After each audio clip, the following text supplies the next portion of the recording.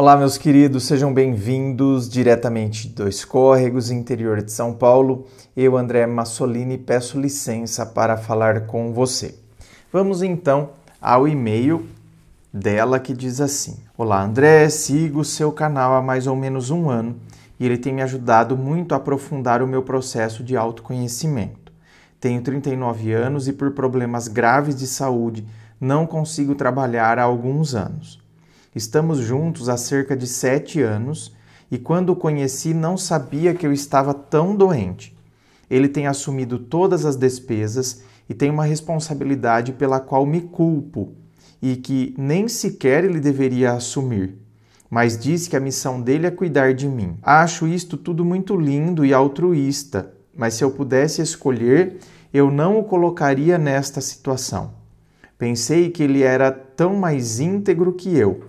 Mas o que vou contar a seguir mudou a imagem de príncipe que eu tinha dele. Desde a pandemia que não temos sexo. Até o beijo na boca deixou de existir. Comecei a notar o banheiro sujo e percebi que se masturbava. Ai, que nojo, velho. É sério? Ah, me poupe, né? Olha, gente, pelo amor de Deus. Eu acredito... Olha, não, aí tem que ser porco mesmo, né? Porque assim, pra mim, um homem... Ainda que ele more sozinho, deixar o banheiro sujo, com restos de masturbação, olha, chega a me dar uma certa ânsia. Ah, não.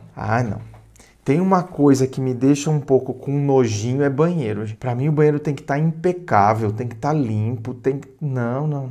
Então assim, né? Já dá nojinho se tiver aquele limo. Sabe aquele limo que fica no rejunte? Já me dá um pouco de nojinho. Agora, já pensou restos de masturbação? Aí tem que ser muito porco. Ai, não. Conversei com ele, pois eu queria ter sexo com ele, mas era rejeitada. E enquanto isso, ele via pornografia. Contradizendo sempre aquilo que eu dizia, chegou a me chamar de doente mental. Ele também me dizia que não era muito sexual. Embora eu sempre tenha notado que a forma dele olhar para as mulheres era de que queria devorar todas elas. Mas não era aquele olhar de admirar uma mulher bonita. Ele não é um homem bonito, André, e isso sempre o fez ser rejeitado pelas mulheres. Eu, por outro lado, sempre fui elogiada. Embora nunca tivesse gostado de me olhar no espelho, acho que isso se deve a ter sido abusada pelo meu pai quando era criança. O pior do abuso foi não terem feito nada e pedirem para eu não contar a ninguém.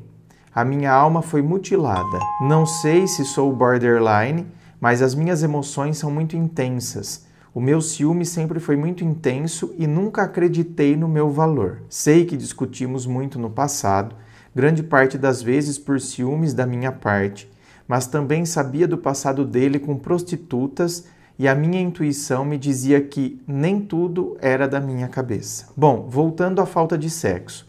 Fomos nos afastando fisicamente cada vez mais e chegou ao ponto em que até os abraços deixaram de existir e tudo o que eu fazia parecia estar errado. Sentia que me ridicularizava por coisas que eu dizia e que indiretamente me chamava de burra. A primeira namorada dele, que foi o seu grande amor, mas que o traiu, era das melhores alunas e por muitas vezes ele me disse isso. Fui me sentindo mais e mais humilhada e profundamente triste. Comecei a ter insônias, ataques de ansiedade e encontrei na comida uma forma de lidar com a falta de atenção e de sexo. Engordei cerca de 20 quilos e a saúde piorou de novo. Com as cirurgias fiquei com cicatrizes e isso também contribuiu para que eu odiasse o meu corpo.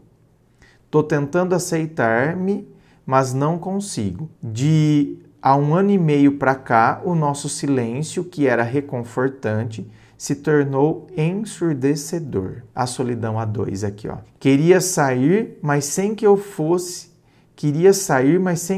junto. Ah, ele quer sair, mas você não pode ir. Levava o celular para o banheiro, nunca deixava o celular carregando a bateria sem que fosse na secretária dele e não largava o celular por nada. Não fazíamos nada juntos porque ele vivia naquele maldito celular e por algumas vezes, quando eu passava por ele, e ele tinha o celular na mão, ele bloqueava rapidamente a tela. Um dia encontrei no chão, ao lado da cama, uma aba de absorvente, e confrontei-o, mas ele ficou furioso e disse que eu não tinha o direito de o acusar. Um dia encontrei no chão, ao lado da cama, uma aba de absorvente.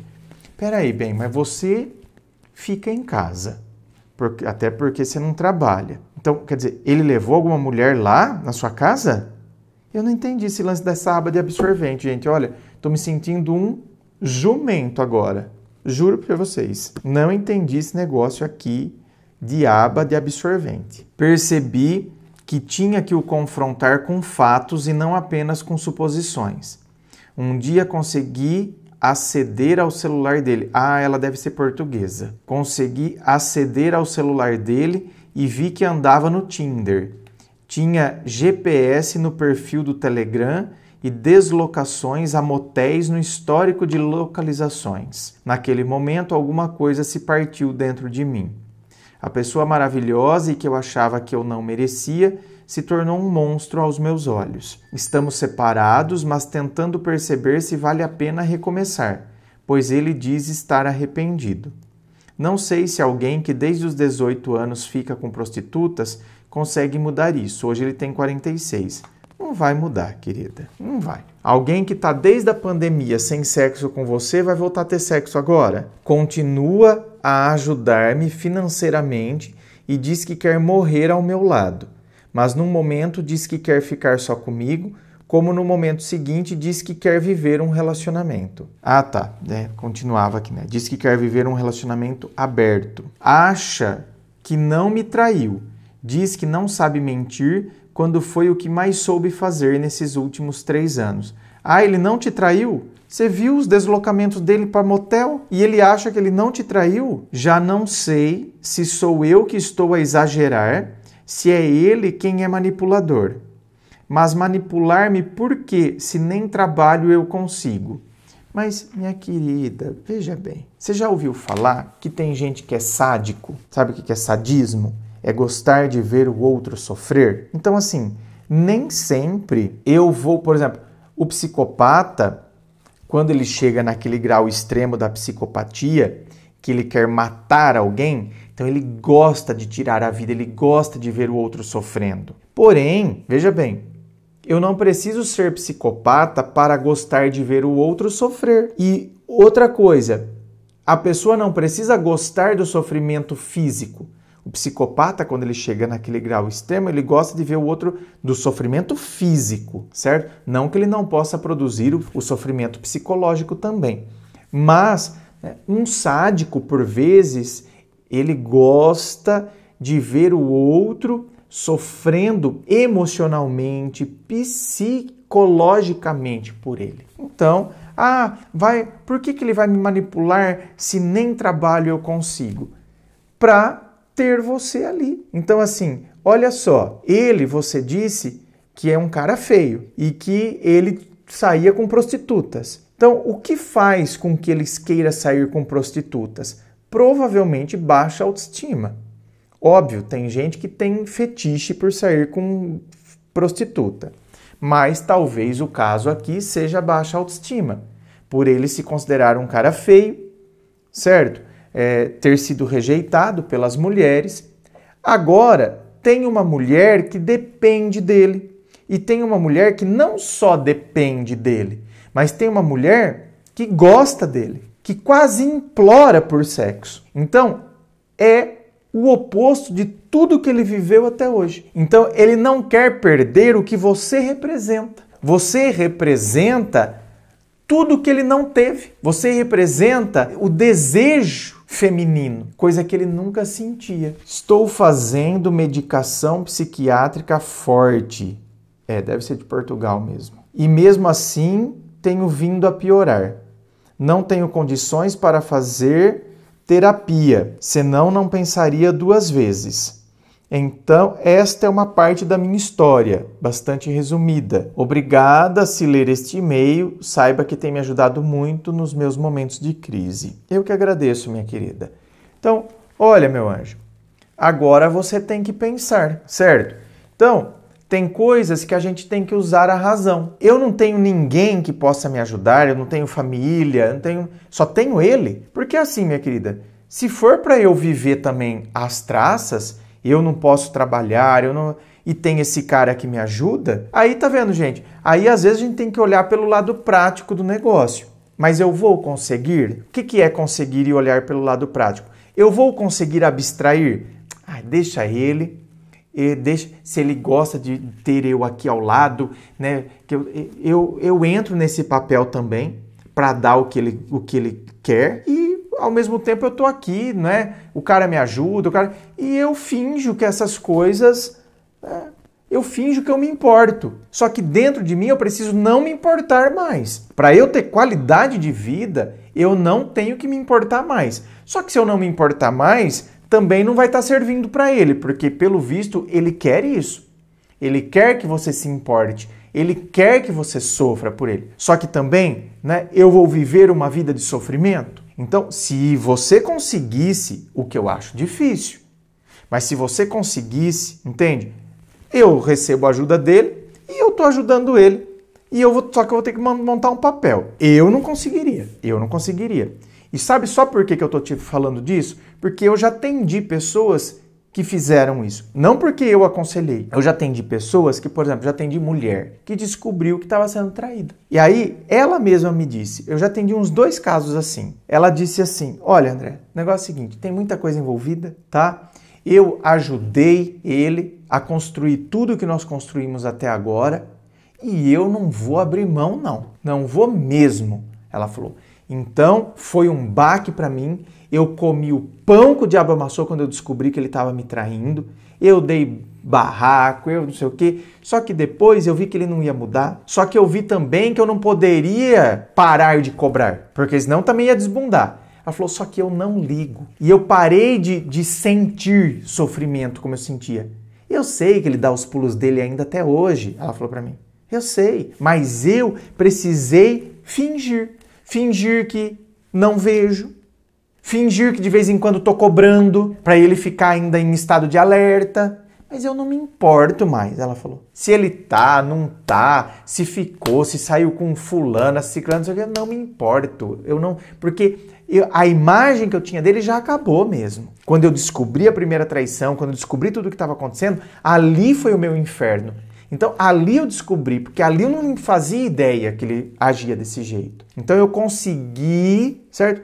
Ficar ali dentro daquele casamento, porque é conveniente para mim também, porque eu construí todo aquele patrimônio também, mas eu não sofro mais. E deixei de ser boba. Hoje ele tem que pagar uma faxineira para mim, tem que pagar uma mulher para passar roupa para mim, porque ela ajuda ele também na empresa.